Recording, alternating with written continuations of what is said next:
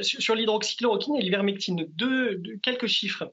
L'hydroxychloroquine, aujourd'hui, vous avez 287 études qui ont démontré son efficacité probable dans le traitement du Covid. La probabilité pour que ce résultat positif soit le fruit du hasard est de 1 sur 359 trillions.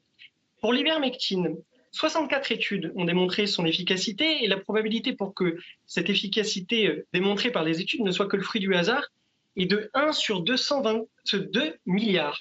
Juste un exemple, en Inde, 2 États ont choisi des stratégies différentes de lutte contre le Covid.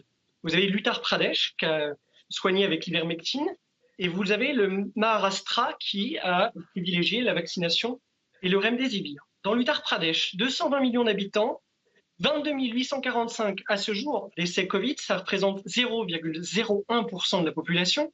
Et dans le Maharashtra, 130 millions d'habitants, 138 000 décès liés au Covid, 0,11% de la population. C'est un rapport de 1 à 10.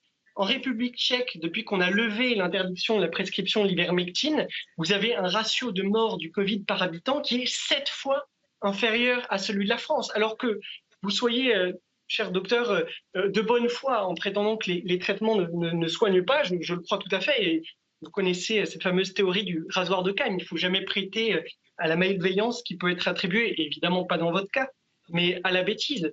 En revanche, oui, ces traitements soignent contre le coronavirus. Vous avez un certain nombre de conflits d'intérêts chez les médecins.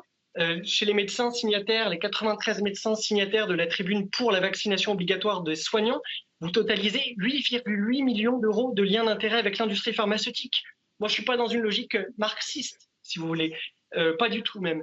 Mais il y a un moment, il faut aussi accepter de voir ce que l'on voit, comme disait Peggy. Et aujourd'hui, ce que l'on voit, c'est que vous avez des gens qui expliquent que le traitement ne fonctionne pas parce que ces personnes-là sont liées à des laboratoires qui ont tout intérêt à positionner de nouvelles molécules pour traiter contre le Covid-19.